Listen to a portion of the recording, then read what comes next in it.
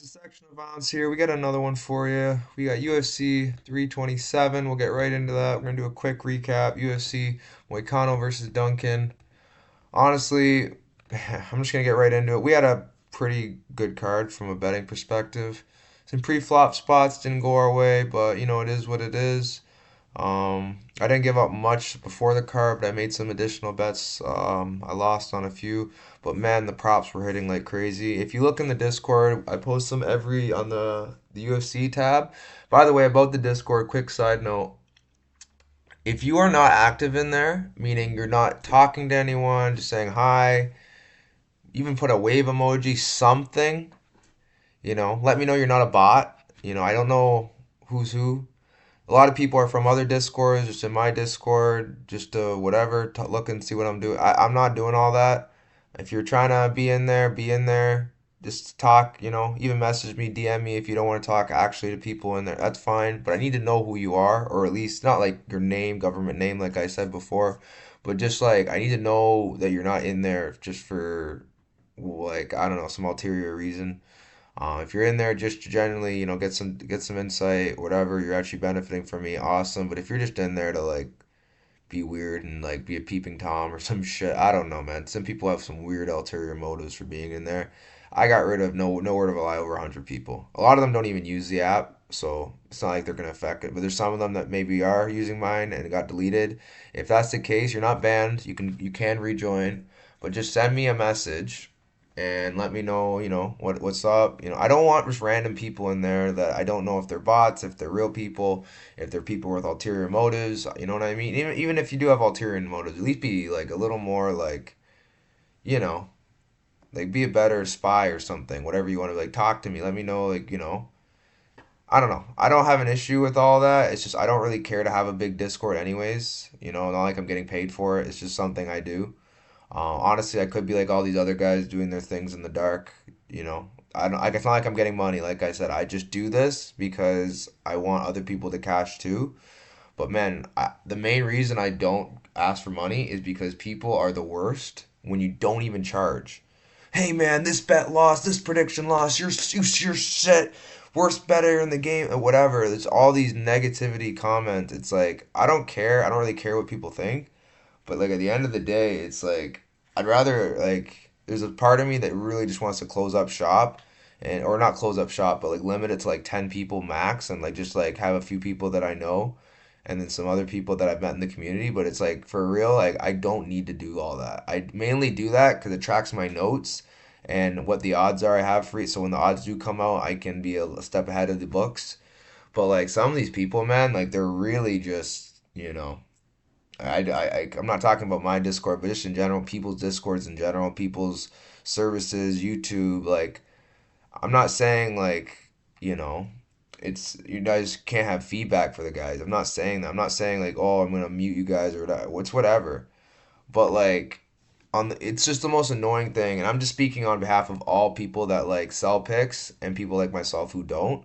If you're gonna like talk shit on their losing days when they don't have many, you better talk shit on you better be that you know either say whatever to them like congrats whatever on their best days or just not talk at all because those people that are literally just there to like rain on someone's parade, like, if you're having losing days every single week, then yeah, talk shit. But it's like if the person genuinely is doing well, like he's doing well. He's up on the year. You're making money with him. He just happens to lose a bet here and there. Maybe he has a bad week. I don't know. But if you're gonna sit there and trash somebody when they have a bad day here and there, but then on the good days you say nothing and just take the free game, you're not like you're genuinely just a piece of crap. So I don't know, man. That's my little rant about that. I did get rid of a lot of people in the Discord. Again, nothing against any of them. A lot of them I don't know. Most people in the Discord I don't know who you are. I made it open so people can make some money with me. But again, once again, if you do not communicate in there, I don't care who you are, and you're not active, you're not messaging me privately, nothing, I'm just gonna kick you. It's nothing personal. You can rejoin if you're ready to be active, but I need people that are active in there. It's supposed to be like a think tank community. I don't care. Like I said, oh, what if you're try to talk me off my bets. I've done this long enough. You're not going to talk me off my bet. If you have a good, counter argument and it's legit, then sure.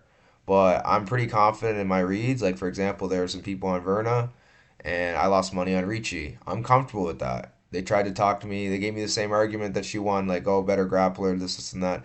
I'm like, I'd rather pay to find out because, anyways, I'll get to that fight later. But it's just an example. Like, just please, please, that's all I ask. If you're in there, be active in there. Let's just have some discourse, something. Just say hi if you don't even want to have discourse. Just say what's up. Anyways, we'll end on that note. I do love the people that join the Discord and are active in there. You guys are great guys, girls, whatever you are. Um, yeah, man. So I'm anyone can come in. Not trying to be like that, but just have good intentions when you're in there. Just try to be active. Alrighty, end of that. We'll get to the fights. UFC fight night. Yeah, fight night. Vegas 115. I think was. It was a pretty good card, honestly. Like, let me see how long did I ran for. 6 minutes? Well, that's not that bad. It's a quick PSA. But anyways, yeah, let's get right into it. Oh, by the way, guys. Oh, one more thing. It's quick. Is it this side? No, it's this side. Yeah. Oh my God, I hate this stuff. I'm so bad when it comes to like the camera and stuff. Oh my goodness. Well, no, whatever. Happy Easter for anyone that celebrates Easter. Happy Easter. God bless you all. I'm not good with putting like this, whatever. Wait. Oh, there it is. There it. Oh my goodness, I'm so bad at this. Yeah. God bless you guys. Have a good rest. Well, it's Holy Week's over, but I hope you guys had a good Holy Week. And if you don't celebrate, at least if you're not Christian or whatever, that's fine. I hope you guys had a good Easter, regardless, with your families, loved ones. God bless you all and your families. But yeah, that was just a little side note I had to get in there since it's Monday or day removed. Hello, yeah, the cat's back. So yeah. Anyways, I'll try to ignore her biting my legs if she ends up biting my legs. But yeah. Oh, and one more thing. Sorry, guys. It's not trying to be a rant. Last week, I apologize. I was extremely delirious from the food coma I was in from the Phobal. I just didn't sleep. I said screw it. I'm not sleeping. And recently I'm starting to fix my sleep schedule, so I'm going to be a lot fresher for today's video, and hopefully you guys see the difference. Anyways, Dakota Hope, Kai Kamaka, pretty fun fight, man. I'll be honest. We had Kai Kamaka in that fight as a pick. Dakota Hope, man, he came to fight. Like that guy threw some heat. Um, I talked a little bit earlier about some other stuff, so I'm gonna try to keep these breakdowns short. I know it's kind of not fair, but I don't want to talk too long about last week's card. Not trying to make it a 20-minute video. But yeah, Kai Kamaka, he did his thing. I feel like he outpointed Dakota Hope, but Hope was landing some pretty big shots. So it was a pretty split fight. I did see the fight going to a split. I kind of even said Hope to. I thought he won 1-3, but it was a close three, and I would even go like 55% of that round went to Hope, and then 45% went to. It was a close round, so it's whatever the judges saw. I'm not mad at the decision. I had money on both sides live, so would have preferred Hope to win actually. So anyone saying I'm biased, I would actually have preferred Hope to win. I would have made more money, but regardless, guys, Kai got the win. I'm happy to see Kai back in the UFC and getting wins. It's funny how he went off a split. That's usually how he loses, but anyways, moving on. Dione Barbosa versus Melissa Gatto. Okay, this one got me in trouble with some people. Just because, again, I just don't see how everyone's freaking out about this. We'll start off with round one. Round one, Dione Barbosa was just, I said it. I don't know if I said it in the last week's show, but man, after watching tape, man, she's so much better than Melissa Gatto. I don't normally watch tape, but this one I did because I heard a few people make this note that she is better everywhere, and I'm like, is she a better striker? And then I watched a few of her last fights, and she really is. Like Melissa Gatto can be dangerous, yes, but like majority of her game is her jiu-jitsu, and I just feel like Barbosa is a much more well-rounded fighter. She was honestly so much better in that fight. And yeah, good for Dione Barbosa. But let's talk about round two. So I think it was round two. Yeah, she gets it was round two. So She gets Gato down. I think it was either a reversal or I can't remember the sequence, but she got her down, and Gato got up, and she like pretty much booted her right in the neck. Now everyone's going crazy, like, oh, she knocked her out.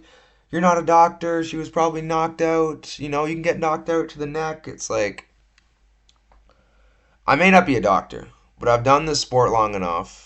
Not like, I'm sitting there in the UFC or like high level promotions fight. I'm not saying that. I've watched fights long enough.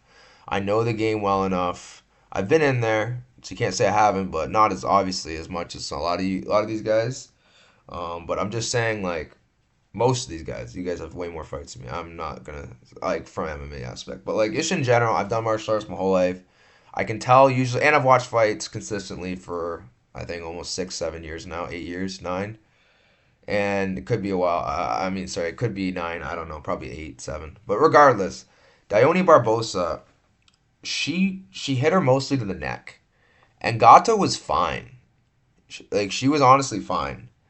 But the second the referee waved his hands like foul or no, sorry, went time, Gato's immediate instinct was to flop to her back and milk it.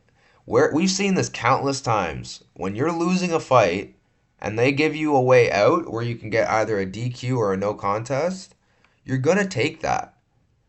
Now, to be fair to her, she could have. I mean, I don't know. I actually, I'm kind of torn on this because the referee and the doctor said you're fine. So they called her out on her bullshit. They saw through it right away. And also, ever since like Cody Brundage, they've been on these guys. Like, hey, you're not getting free wins, free paychecks from this. It's not going to happen. And anyone that says, like, oh, Barbosa should have been DQ'd, no, she really. Because, like, is it allowed to do what she did? Kick him to the neck or whatever? No. But did the fight cause enough to where the people are saying she's concussed? Like, what? I'm not in her head, so don't let me wrong. Maybe, but it's like, nah, bro. She was good to go. Melissa Gato was good to go. She was fine. Like when they told her to restart the fight, she was fine. She restarted the fight. I think she even got on top at one point. The fight played out exactly how it started and how it ended. So anyone saying that Gatto was concussed and it was such a like Gatto got screwed or terrible judge, you guys are just most of them. And to be fair, some of you guys don't even have money on it. So I'm not saying you're biased, but a lot of you guys just don't understand this shit clearly. You may, maybe I'm not saying you're dumb or anything. I'm just saying like, man, like this is one of those situations that is like a lot of people are seeing it different ways, but I'm not gonna say I know I'm right, but like I'm not gonna sit here and say people that are looking at the other side are dumb. I'm just gonna say for the like people that are getting angry, saying if you think differently, you're dumb. I'm just thinking this is subjective how you interpreted this. I am completely sure that Gata was milking it. I mean, not sure as in I was in her. I can see her. Pause. I'm not. Saying anything like I'm in her body. Again pause. I'm not saying that I'm in her head or anything. Like I can tell exactly what she's thinking. Is she hurt, etc. All I can say, I'm not her, but all I can say is from my perspective, it looked like she was milking it, and it's not because I have money on it. I was completely ready for the DQ, but then I watched the replay. I saw the neck. I saw how she did milk it. But I'm thinking, oh, maybe she did get kicked in the head if off the first watch. And then I saw the replay. I'm like, no, she's milking it. She got kicked in the neck. And she's acting like she's out cold. Anyways, I'm not going to talk about that fight anymore. That's just a little side note, a little rant. Okay, we're already 13 minutes in. It's only 2 fights. Yeah, we got to get going. Gato, man, she is. I still think she's a pretty good fighter. Just Dione Barbosa's level is above her, in my opinion. So yeah, great win for Barbosa. It was a really good performance. I was impressed. Moving on. Tresean Gore versus Azamat Bukoyev. Man, I really, really liked this fight. I liked Gore 2-3 already. And I liked Bukoyev, what's it called? KO. The thing about this fight, I had him KO, KO 1, and then KO 2. But 3, I did not have. Or no, I only had KO 1, sorry. I would have lost because KO 2 almost happened. But what I will say about this fight is I know Bakoyev slows down. We've seen it in his fights with Dylan Budka, some of his other fights, George his last fight, and I don't know how his confidence is. I said that in the breakdown. I don't know how his confidence is. And from what I saw, he looked fine. He just wasn't going crazy like he normally does in that first round. He was pretty reserved.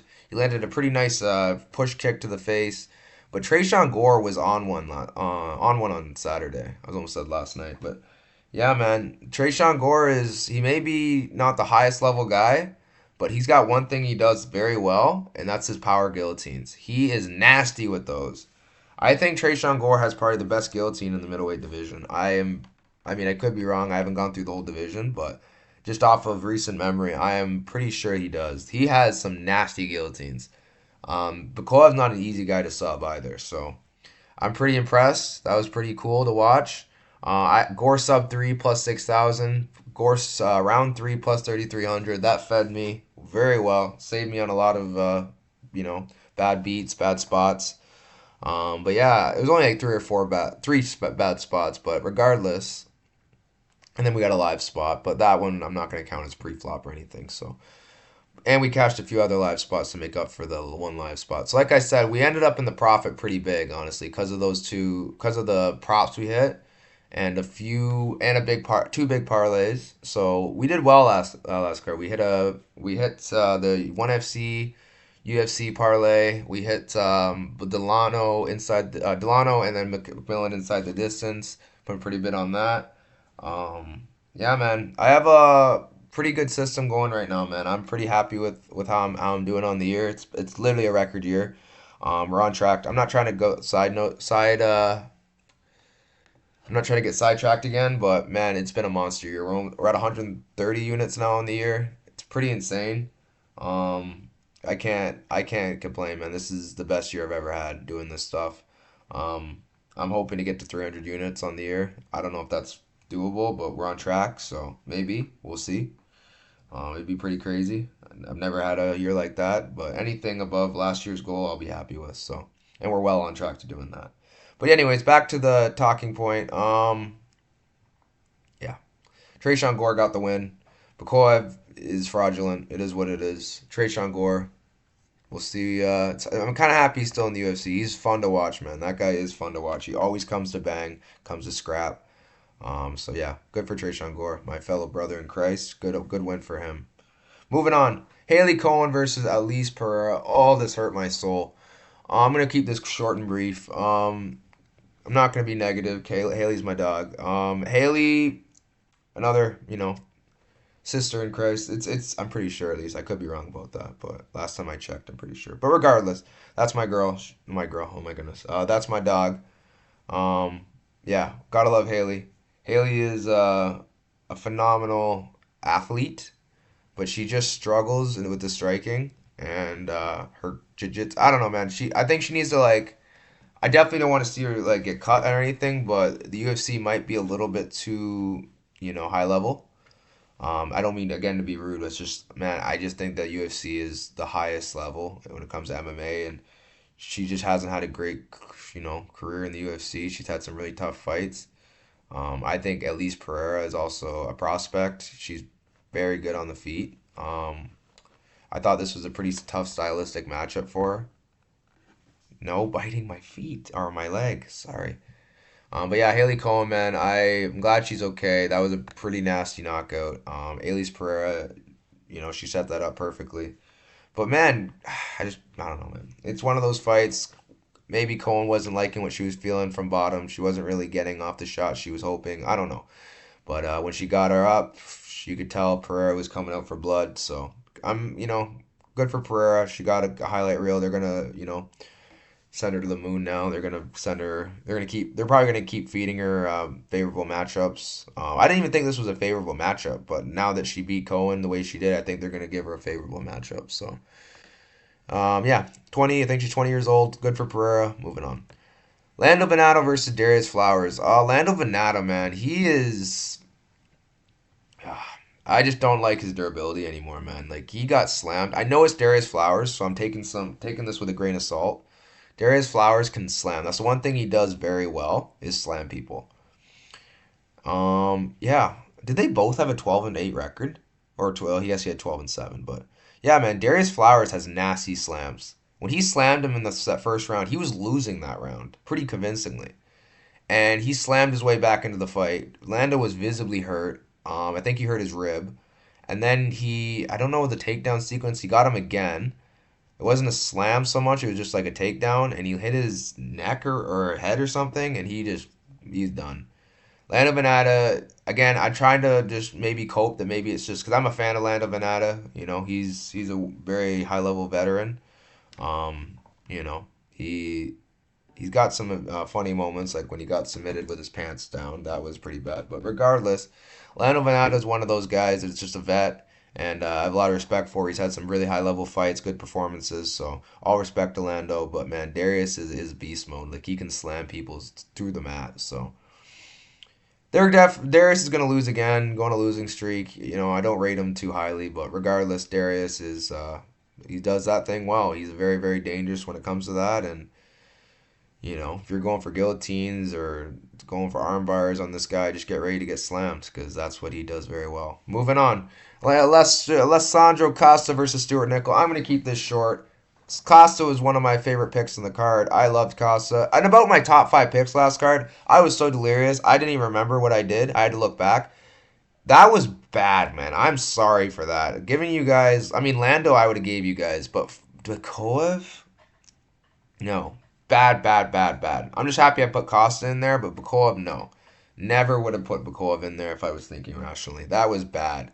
I like Delano too. Grew more confidence in as the week goes on, so I can't lie to you and say I would have put him in there. Maybe in hindsight, but nah, it was Costa my number 3, 100%. Costa got the job done. Very good performance from Costa. He beats these guys he should beat, but then when it comes to like when it comes to guys better, he's gonna lose. 1 second, she wants out. Oh, yeah, Costa, man, he's a beast. He can finish you wherever, but I will notice this one thing with Costa is he's gonna lose to the better guys, and I don't know. I feel like he's gonna be a good journeyman in the UFC, but yeah, Stuart Nickel, he's horrible. So I hope he doesn't get cut. I need more free money from that. So moving on. Thomas Peterson versus Guilherme Pat, or however you say his name. Yeah, Pat sucks. I thought Pat was better than that. He threw literally nothing and got tired from throwing nothing. Pat Peterson was, I'm not gonna sit here and say it's easy fighting Peterson. You always gotta worry about that takedown threat. But man, Pat just was so reserved, and by the third round he was tired, and he didn't do much. So it's like I don't even get it. Pat is extremely, and he fought the last fight with Staff. And you would think he'd be more tired in a fight that he has Staff, but he looked like a monster his last fight. I don't know if it was maybe he was on sauce. I don't know.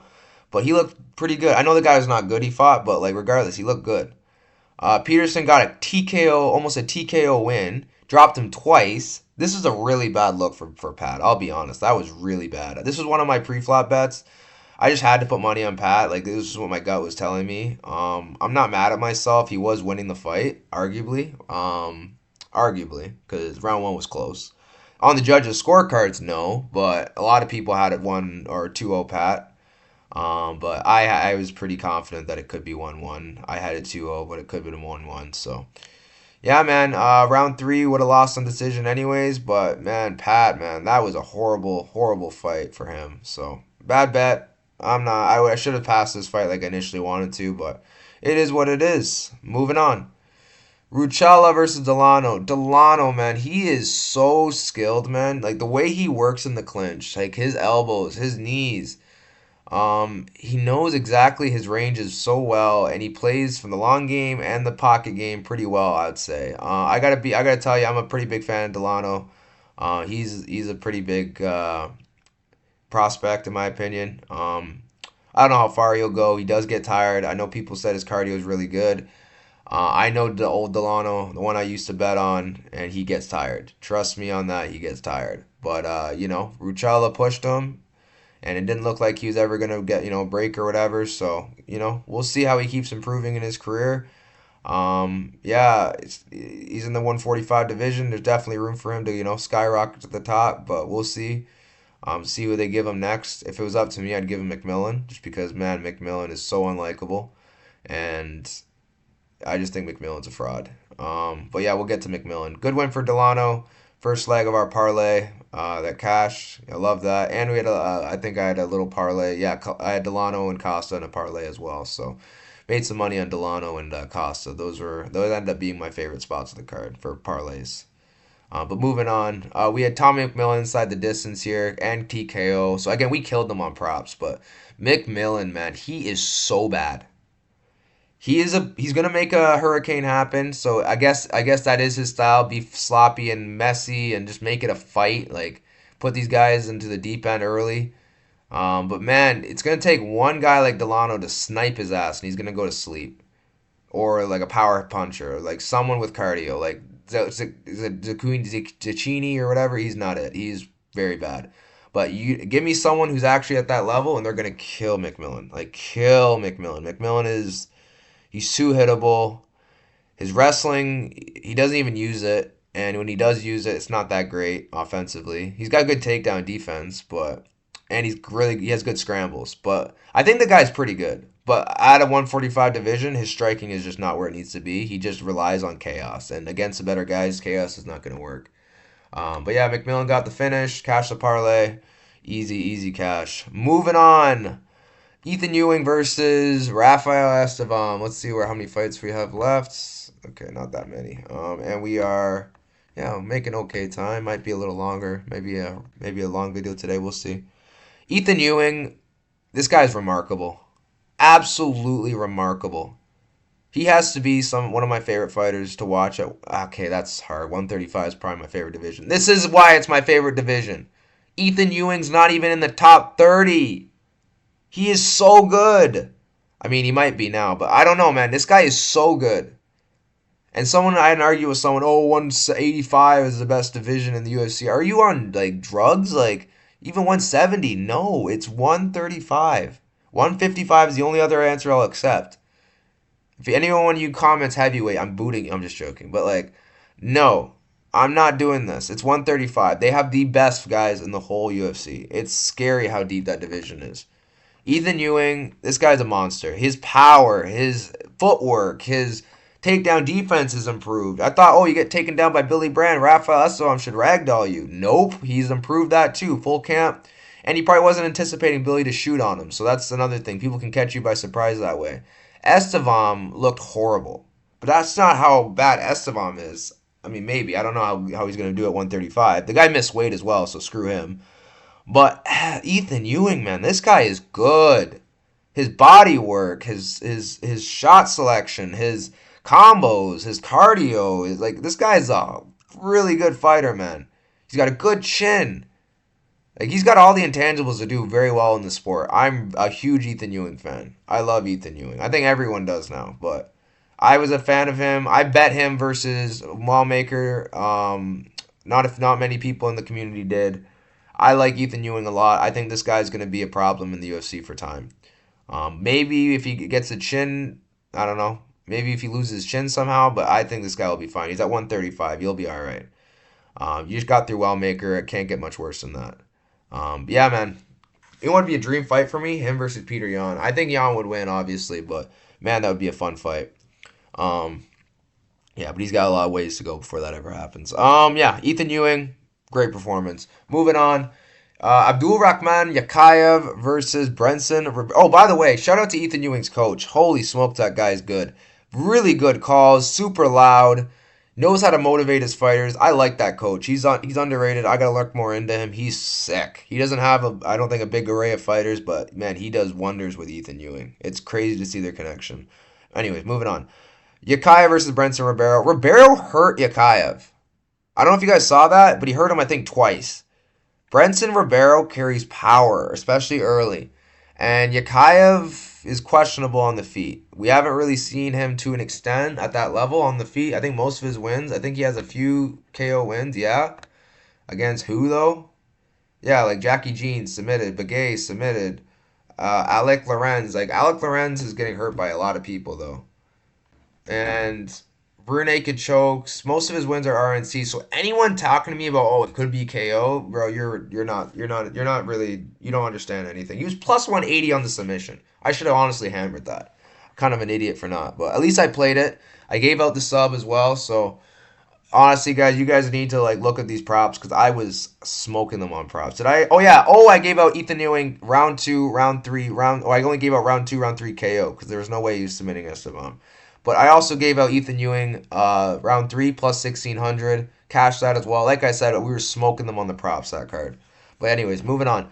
Tabitha Ritchie versus Verna Jandaroba. I had decisions split both ways if we're looking at props. Oh, closing statement. Yukayev, I don't know. I don't know if I trust a guy from Turkey to do well in the 205 divisions, but we'll see.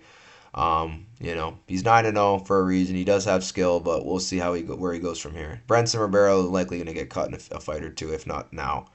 But yeah, Verna Jandarova versus Tabitha Ritchie. I had Tabitha Ritchie here. This was my last straight bet. She did not. She did not perform. She can't wrestle, and her jiu-jitsu is okay. It's pretty good, but Verna is a high level jiu-jitsu player. Very good grappler. One of the best grapplers in the whole division, if not the best. Oh, okay, one of them for sure. I'd say Mackenzie Dern is or up there. But I thought, man, you're beating Jillian Robertson. You should be able to beat Verna, but Jillian's grappling or wrestling is not at the level of Verna's. Verna can wrestle, and she knows how to like get to the back in her positions, whereas Jillian needs to get her wrestling going. And she does mostly lower body takedowns where Tabitha is prepared for that. Where Verna was going to the back. She was, staying heavy on that whizzer, getting to the back right away because Tabitha could not hold on anymore. It's a nice technique I work when you're in a dogfight position, where to get to the back. That's how you stay heavy, kill the underhook or the overhook, sorry. But yeah, Tabitha Ritchie is you know, a bot when it comes to her. Not a bot, but like she's not a high level grappler like I thought. She's athletic. She has good cardio. She put it on Verna in the third round, which she won on two different scorecards. So good for her. But like 1 and 2, man, that was not a good look. Yeah, it is what it is. I lost money on Richie. I still love you, Richie. Got to meet her in Vegas a few years ago. She's awesome. But yeah, man, Verna Jandaroba, she's legit, man. Never ever sleep on this chick. She is very, very good. And that's my mistake. Moving on. Chris Duncan versus Moicano. I did a little live on Chris Duncan just because, man, like, I thought Duncan is just going to probably melt Moicano at some point. And I don't know what I saw to make me think a live bet was okay. That was a bad live bet. I don't normally make dumb live bets like that, but it is what it is. I thought Duncan was winning a few exchanges, but it was like I maybe saw like 10 seconds. I'm like, oh, no. But Moicano cooked him, made him look stupid. Duncan says Moicano always beats his ass in the gym. Now I see why. That was really, really bad. Duncan, I had Moicano again, caught them on a prop again. Moicano sub 1, sub 2. Sub 2 is like plus 1400. So we cashed again on like this is what I'm saying. You gotta look at the props as well. Because if the money line bets and the parlays and the live bet don't cash you, then definitely the props will as well. So I did at least 10 units that card. So I'm happy with how I did. I might, yeah, 10 units. I did really good that card. Yeah, man, really happy with that.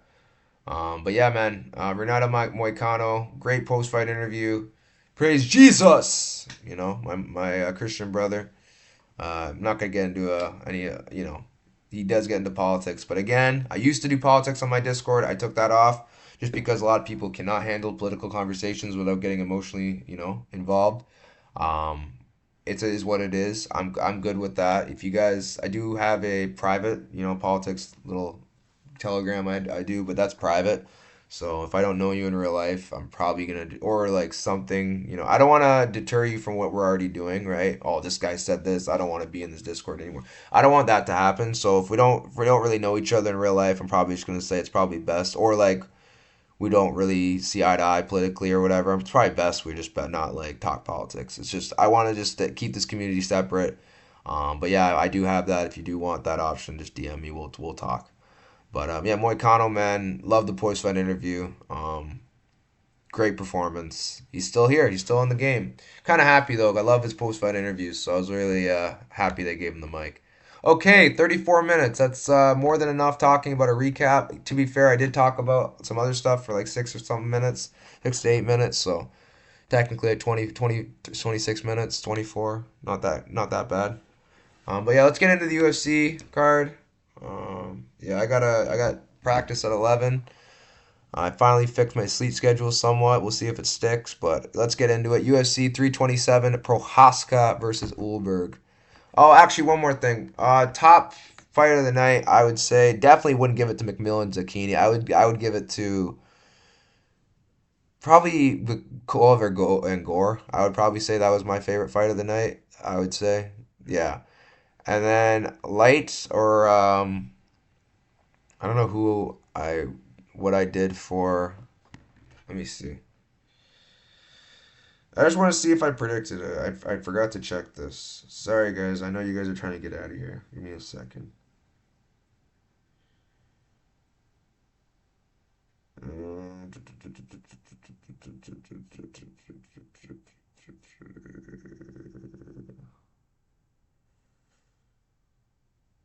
Fight of the night. Okay, I put it here.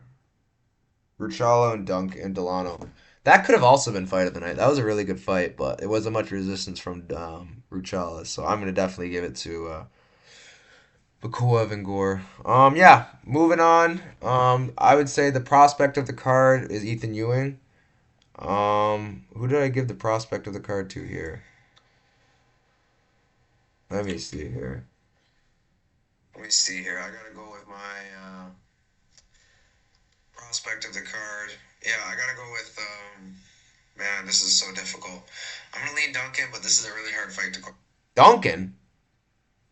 This is what I'm saying. I'm delirious. Just roast me in the comments. I deserve it. If I'm putting out stuff like this, I deserve to get roasted. I'll be dead honest. I don't want to bet this fight. This is really hard to call. Duncan 1.9. I didn't even give out my prospect of the card. Oh my lord. See, that's how tired I was. I was about to start finishing my who I thought was prospect of the card, and then I just forget that I'm talking about prospect and move on to Duncan. Wow. I was fried. Absolutely fried. What I would have probably said was who would I have gave that to? Delano maybe? Yeah, Delano I probably would have said. But yeah, Ewing's my prospect of the card after watching the card. Yeah.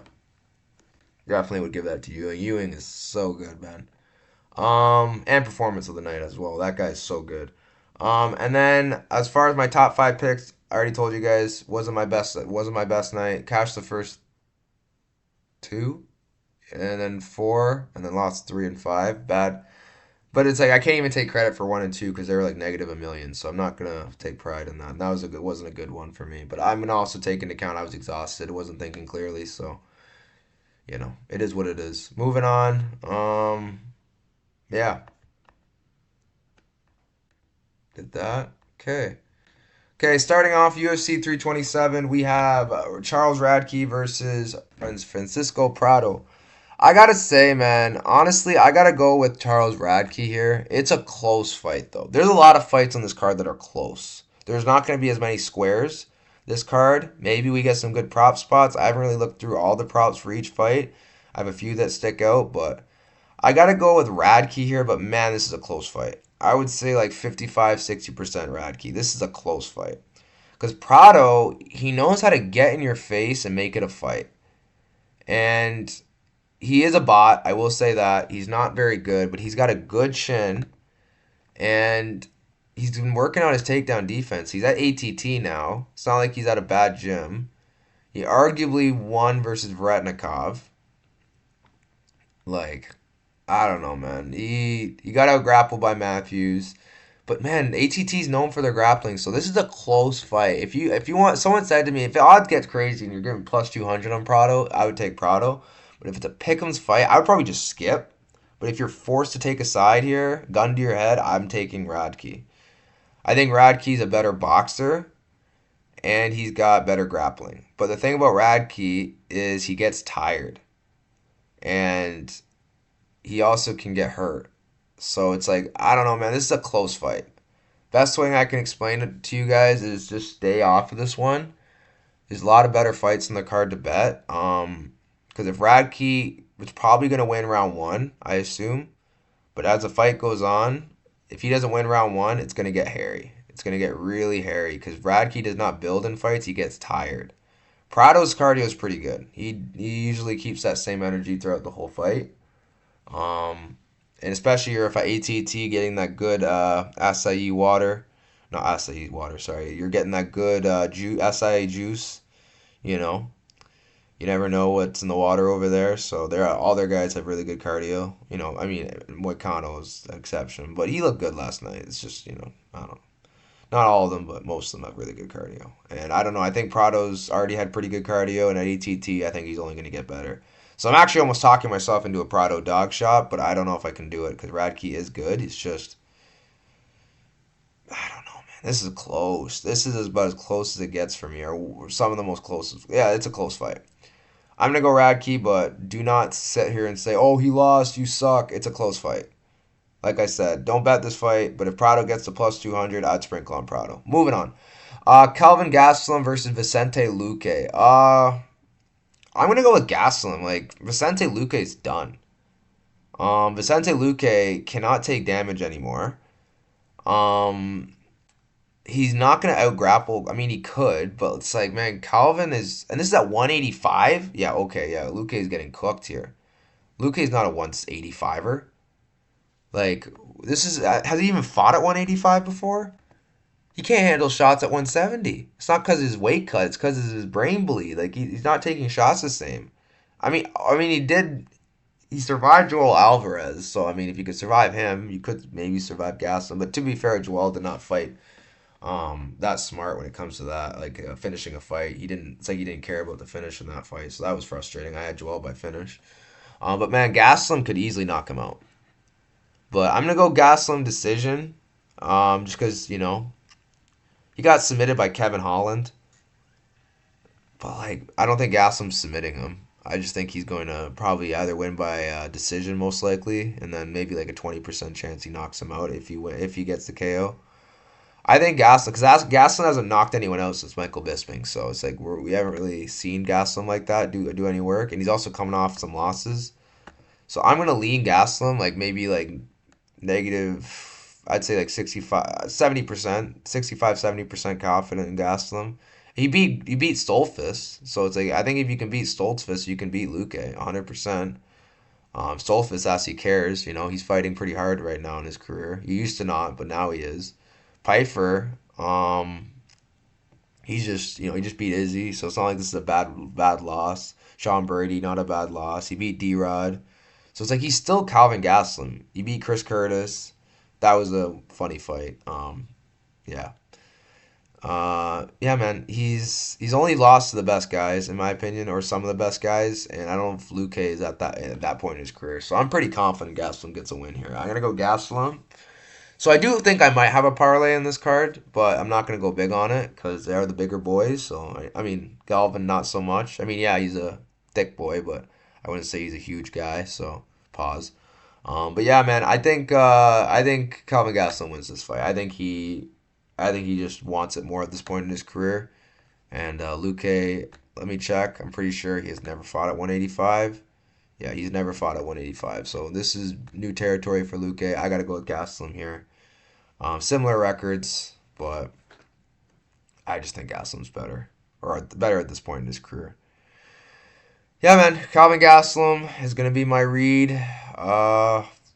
Tread carefully. Don't put too much on this fight. It's not a lock or anything. It's just a fight that I think Gastelum wins. Moving on, we have Chris Padilla versus Markel Medeiros.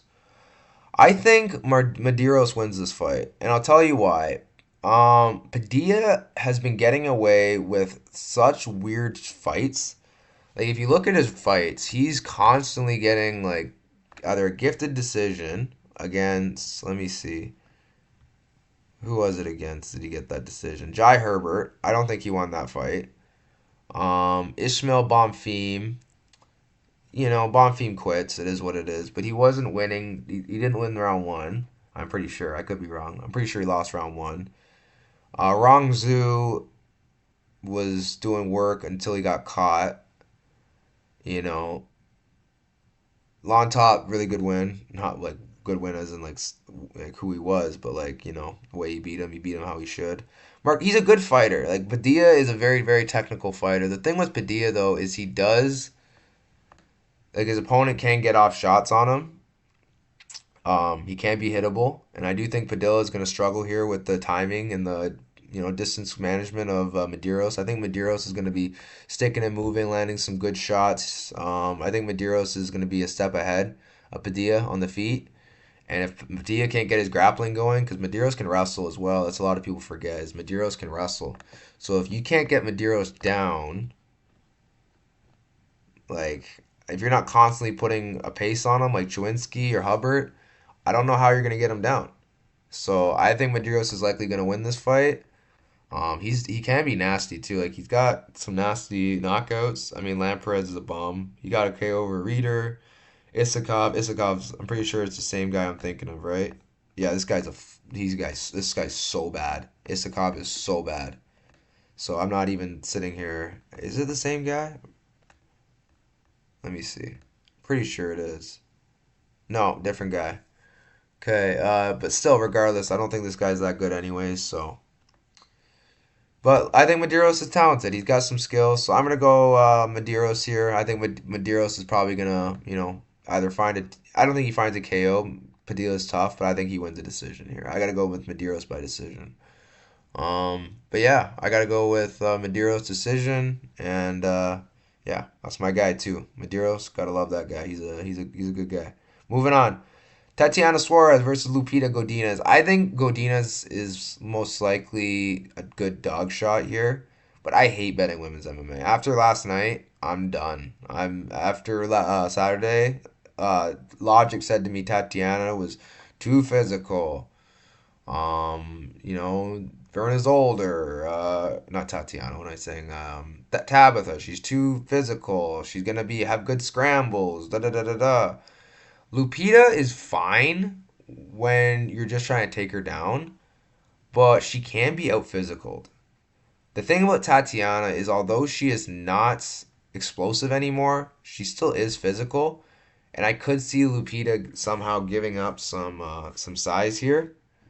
I'm pretty sure Tabitha's coming down a weight class, or she did come down a weight class, so she will have size on Loopy. But boxing wise, I see Tatiana training a lot of boxing. I like Tatiana, so this isn't like anything against her, but she's just not a good striker. I think Lupita is gonna like box her head off, in my opinion. But man, this is close. There's a lot of close fights on this card, and this isn't a fight that I'm looking at to bet on. I think Godinez is. I think it's dog or pass, but I don't even know what the odds are. I'm pretty sure it's pick'ems or something like that. Let me check. Um, Yeah, man, I'm not a fan of betting fights like this. It's just not a good idea long term. You're not gonna get a lot of like judging whatever. Like 50-50 fights can be very risky unless you're getting good, plus money or something. But let me see here. Yeah, you're getting like a little bit of plus 135. It's not great, honestly. Like it's pretty much dog or pass, but pass for me. Anyways, I'm not going to talk about this fight much longer. It's probably going to go to a split, honestly. Moving on. Ribovics versus Gamrot. Speaking of split, I think this is a split fight all over it. I think if Ribovics doesn't shin Gamrot, I don't see Gamrot submitting Ribovics. I think this could be a damage versus control type deal. And I know Ribovics is a better striker, but he can get out wrestled. And you're facing one of the best wrestlers in that division. I think Gamrot scrambles and wrestling is top notch, but it's just a lot of control, no damage. And if he can't get damage, I don't see a judge giving him this fight. I could see some dumb judging where they do give it to him, but I think it's going to be Ribovics by decision or split. Honestly, I think Ribovics is going to put out enough damage. I think Ribovics is going to put out enough damage on the feet to where he's going to edge out a few rounds. Maybe he loses one or two. Maybe he loses, but I think it's close enough to where what are we getting for odds on this fight? Plus 145 too. They're wising up. They know Gamrot should not be negative 250 or negative 200. I think he was like plus 180, 170 at one point. I would have probably taken that, but I was hoping for plus 200, but the odds aren't that dumb. But yeah, Gamrot. I think if Dan Hooker, let me put it like this: if Dan Hooker can find success and his get-ups are horrible, I think Ribovics can have success because his get-ups are better than Dan Hooker's. Um, I think Dan Hooker's takedown defense is a bit better, but I don't know about his get-ups. And I think Ribovics, that's the one thing he does pretty well is get-ups. So I'm gonna go with Ribovics here. Dog shot, another dog shot. I'm gonna have a lot of dog shots this card because it's a close card, and I feel like there should be more pick'ems fight lines, but there's giving me some plus money on my own picks, so I'm not. I don't know if I'm gonna bet it. If anyone I'm gonna bet, it's gonna be Ribovics out of the two between him and Loopy, but I do think Esteban probably wins this fight. He's on the up. Gamrot is not. I'm pretty sure he just lost to Hooker, and then he got submitted by Oliveira. He beat Ludovic Klein, so that's a pretty good win. But I don't know, man. I think Ribovics probably wins by decision or split, but close fight regardless. Moving on, we got Randy Brown versus Kevin Holland. I think Kevin. Oh man, no, this is probably the closest fight on the whole card for me. Because it's either Randy Brown outpoints Kevin for a decision, or Kevin somehow bonks Randy Brown and finds a sub or a TKO. So this is one of those fights I would stay far away from. Honestly, if I were you guys, I would stay far away from this fight. I think Brown has what it takes to win this fight. He's a more technical striker. Knows how to use his range, his timing. He does have power, but Kevin's got a chin of granite. So good luck knocking Kevin out. I think Kevin probably could find a finish here. That's why I said I'm staying far away from this fight. Black on black crime. I am staying so far away from this fight. It isn't even funny. But man, if you want to bet Kevin here, probably bet inside the distance because if you're betting a decision on Kevin, it's like it's not. If it goes 3 rounds and Kevin doesn't win off of one big moment or something, that I just don't see. I could see this fight being a draw. I could see this fight being split. So it's like I would probably just stay away from decision. I'd probably bet Randy Brown by decision, and then Holland by KO or inside the distance is probably where I would go for this fight because he could club and sub. He could win another way. But man, I don't know, man. I think Kevin Holland is just you can't really take him seriously at this point in his career. Like that fight against Malat was like I don't know how bad he was hit to the groin, but like, he lost to D-Rod. I mean, Malat pretty much schooled him, after the nut. I'm not gonna even see that's a fight I don't even want to get into because Mike's my dog and I just didn't like how that fight ended, but or how that fight went, but it is what it is. I think Mike still beat his ass, so regardless, I just think Holland's confidence isn't at an all-time high. His last win was Vicente Luque, and Vicente Luque is not exactly at the top of his career. Gunnar Nelson, like who are these losses? So it's like he's losing more than he's winning. And I'm gonna go with Randy Brown here. I think Randy Brown probably wins this fight, but I wouldn't be too confident. I'd probably just again take decision, maybe a little bit on Brown. What are they? I'm gonna look at the odds per fight because I don't know. I think Brown's a favorite, so I don't know. I have Brown here. Close fight though. Moving on, we have Patricio Pitbull versus Aaron Pico. This is where it gets a little annoying for me because I think Pico is extremely talented, and I do think he wins. Actually, I don't know, man. I'm gonna go Pico here. Let me see who I have as my pick. This is one of the ones I'm battling on, so I could change my pick by the end of the week. Um, but yeah, man. Let me look at this stuff. Like I honestly am torn because I've seen Pico knocked out so many times, submitted so many times, not so many times, but I've seen him finish so many times in general. I don't know, man. My pick, as of right now, I'm gonna go. Man, I'm torn.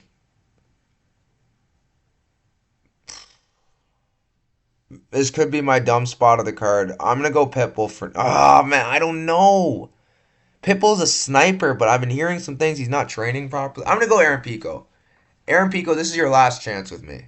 Because Pitbull's not exactly at the prime of his career. I'm changing my pick as we speak. I'm gonna do Aaron Pico like slight favorite. I'm not taking these odds. I will not be betting Aaron Pico. I'm telling you right now, because if I bet Aaron Pico and he gets knocked out again or finished, I'm not like I bet on him normally, but like this is a fight where theoretically he should win, but Pitbull is like he can crack and he has his karate style, which can be very effective. against guys like Pico. You see how he knocked out Chandler. Like he can knock guys like Pico out. I know he can. Pico just lets his defense go, but we've seen historically that Pico after losses does become out a little more reserved. So if he does come out a little more reserved, I could see Pico finding the KO. So yeah, I'm gonna go or KO or whatever decision. I'd see Pico winning. I'm gonna go Pico. Close fight. I'm gonna go Pico. Odds are a little wild, but I can also understand why people are also banking on Mr. Bounce Back Pico here. So I'm gonna go Pico, but not a fight I'm interested in. Moving on. Um, Someone just texted me. Tuesday. Yeah, it should work. Yeah, I gotta go with okay, yeah, moving on. We have Cub Swanson versus Nate Landwehr. I'm gonna go Cub Swanson here. Um I just think Cub is he's just gonna be more not durable, but he's just gonna be better equipped for a fight like this. I don't know if they gas him out, obviously that's gonna be something. But I don't know. I think he's probably gonna get probably knocked. He's probably gonna knock Nate out. He knocked out Billy Q again. It's 2 years ago. He hasn't fought in that long. Oh man, I don't know. Then this is a close fight, man. Like, again, you're just giving me nothing but close fights. These aren't fights I normally would bet on. I wouldn't. I don't know. If anything, I'm betting Cub, but it's like I can't bet this fight, man. Sorry. Tomorrow works. Thank you.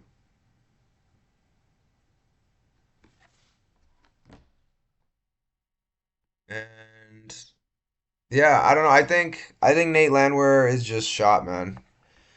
He just I don't know. He's defensively he just doesn't care. I guess his last loss was Charrier, so it's like he's not losing to the worst of guys. And he fought last summer, so it's not like he's been off. This is a close fight, man. I am staying so far away from this fight. You know what? I was gonna bet Cub. Um, yeah, man. I just can't. Cub is just can't be trusted. This is a coin flip fight. Coin flip. Because if Cub comes out his old form, he can easily win this fight. He's gonna be faster. He's gonna be sharper. Cub is just that good when it comes to like fighting on the back foot, counter game. I feel like Cub is just really really good at finding the shot, the kill shot. And I don't know. I feel like Nate Landwehr's chin isn't holding up as easy anymore. He looked really bad against Doo Ho Choi. But this ain't no Cub Swanson's 42 years old. I'm pretty sure. How old is he? Yeah, 42 years old. Like, oh my goodness. He was 40 when he fought Quarantillo. What does he look like now? I don't know. He lost a like he's not losing to like bad guys either. So it's like, man, this is a close fight. That's all I'm gonna say. Close fight. Not gonna talk about this fight any longer. Moving on. Dominic Reyes versus Johnny Walker. I gotta go with again. Oh my god, you're gonna hear me say this the whole card. Close fight. Close fight. What are we doing here? Like I can't like great fights. I'm happy with the fights, but the betting wise, not happy. I can't do anything pre-flop with most of these fights. Dominic Reyes cannot be trusted in 2026. His chin, I mean. Johnny Walker cannot be trusted in 2026 with his chin. Now, who am I going to pick between these two chinless men? Um, oh my goodness.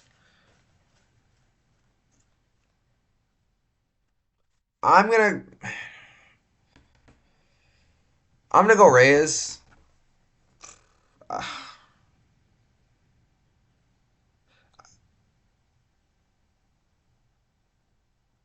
yeah, I'm going to go Reyes. This is ridiculous. I just I can't I cannot take that chance with I cannot take this chance with Walker.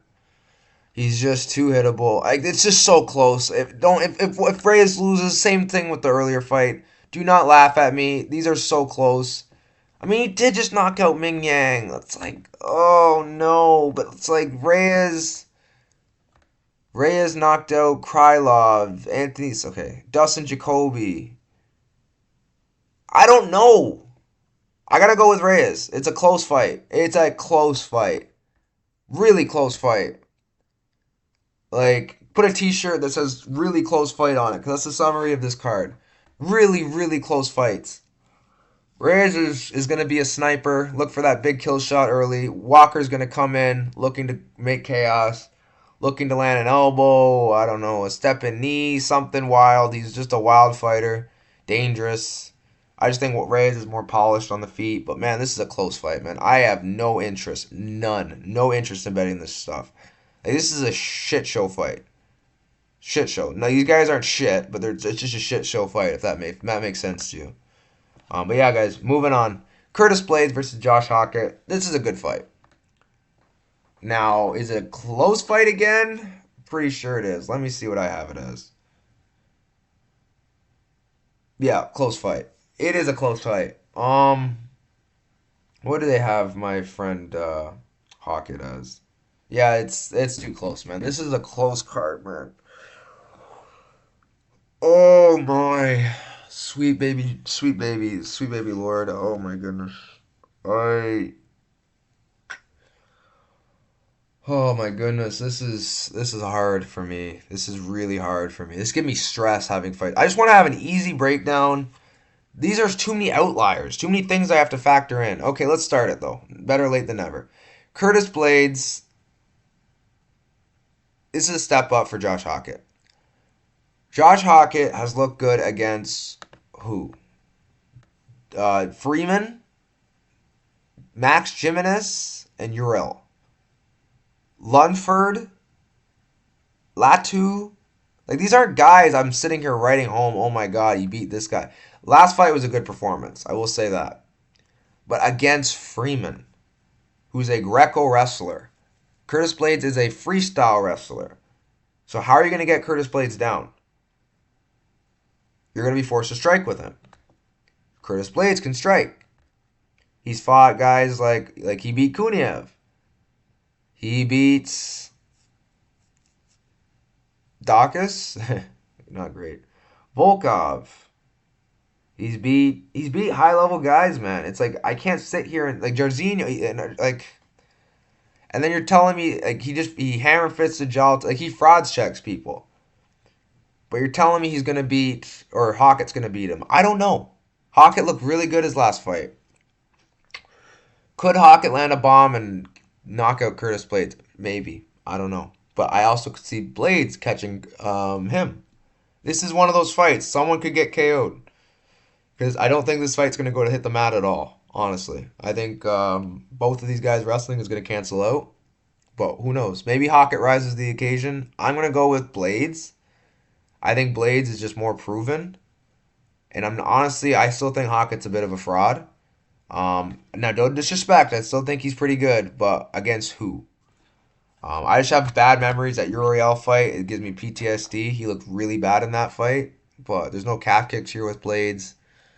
But Blaydes is just, he's got power on the feet. He's got some, good wrestling defense, wrestling offense. So it's going to be one of those fights. I don't think it's going to hit the mat. It's going to play out on the feet, and someone's going to get knocked out. That's my best prediction for this fight. So other than that, I got nothing with this. Moving on.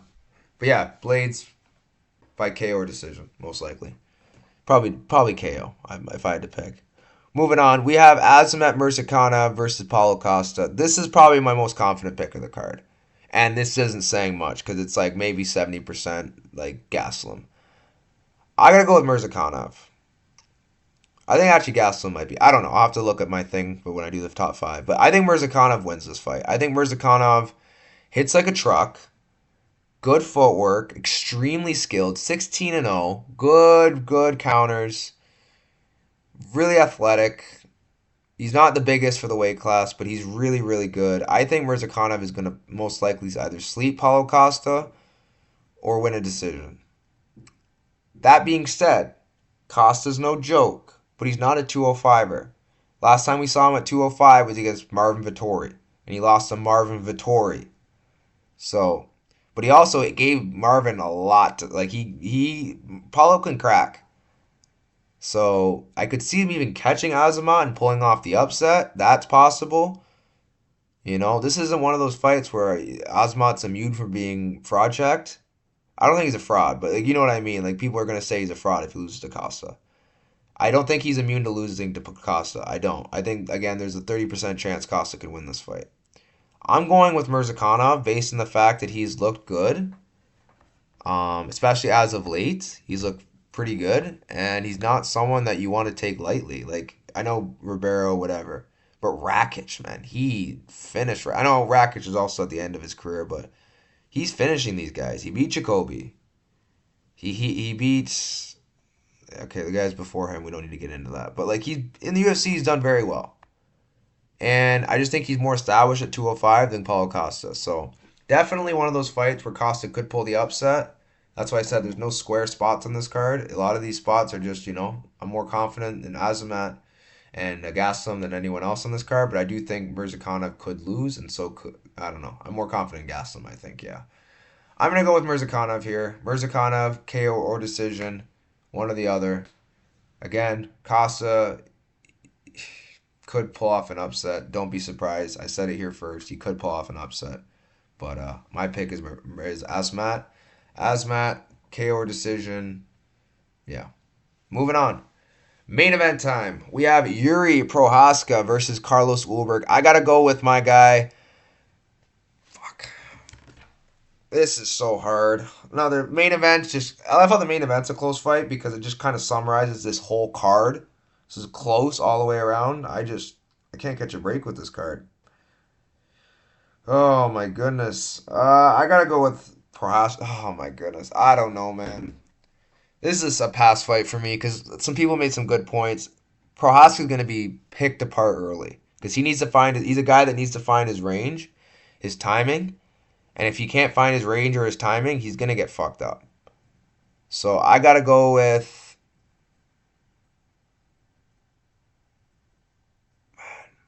I'm gonna go Ulberg. I don't know, man. I could change. I don't know, man. I'm gonna just think about this fight more. This is probably the one fight I'm very, very 50-50 on. I could be switch on a lot of these fights, so I'll let you guys know at the end of the week. I haven't changed any. I've never really any pick switches in a long time, like 2 weeks at least. So I don't know. I normally don't pick switch, but with this card, how many 50-50 fights there are, I'm gonna have to.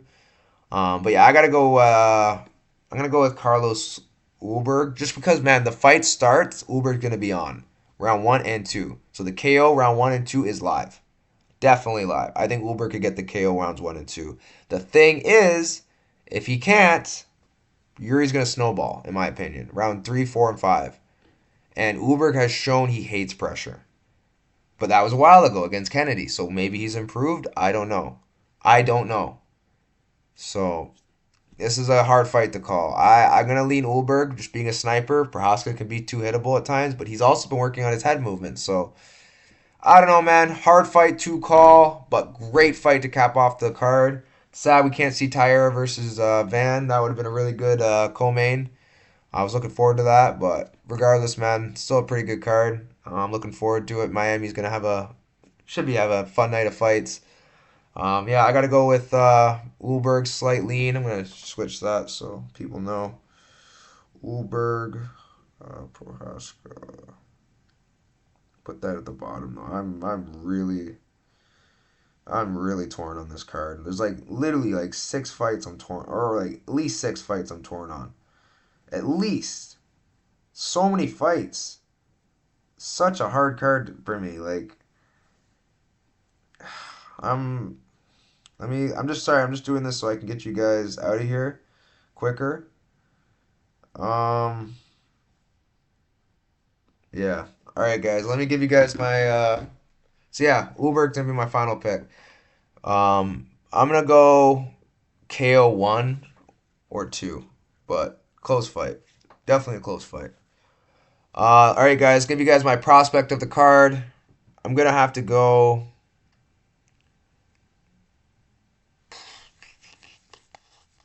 But I also got to look at a prospect that I think is going to win, right? I'm going to go Markel Medeiros. That's probably my prospect of the card. There's guys like Hokit, Azamat, but I think Azamat's pretty established by now, so I'm going to go with Medeiros. Okay? I don't know how high he's going to go in the sport. I'm not going that far. I'm just saying for this card. And speaking just purely off, he is technically a prospect because he's undefeated in the UFC. I do think he wins here again against a pretty established fighter in Padilla. So I'm gonna go with Medeiros as my prospect of the card. Fight of the night, I gotta go with.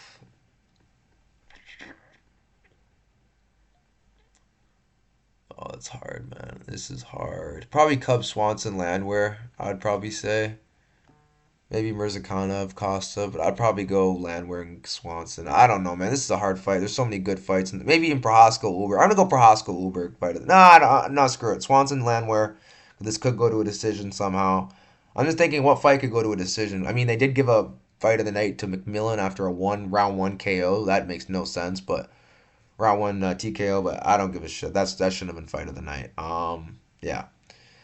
I don't know, man. It's gonna be hard. Fight of the night predictions are usually hard to predict, but yeah, that's gonna be my best guess, I guess. Swanson Landwehr. Top five picks. This is what you guys are usually waiting for. I'm gonna give you guys my number one. I already said it. Gaslam, number one. Number two, Murzakanov. Number three, I'm going Medeiros. Number four,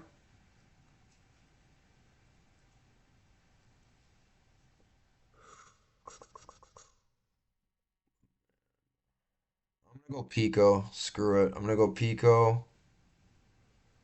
And then number five, I'm gonna go Radke. Number five is Radke. This is a hard card, man. I'm not confident in most of this stuff. Only two, I'd say the three I like is Gaslam, Rizakhanov, and Medeiros, I would say. Everything else, it gets blurry. You can even add Pico in there, but again, you heard me how long it took me to come to that decision. I'm not confident in this card for the most part. Anyways, guys, an hour and 11 minutes. That's probably one of my longest videos. I don't, off recent memory, could be, one of them at least. So, anyways, guys, like the video, subscribe. You know the drill. I'll catch you next time. God bless you guys. Have a great week. Catch you next time. Peace.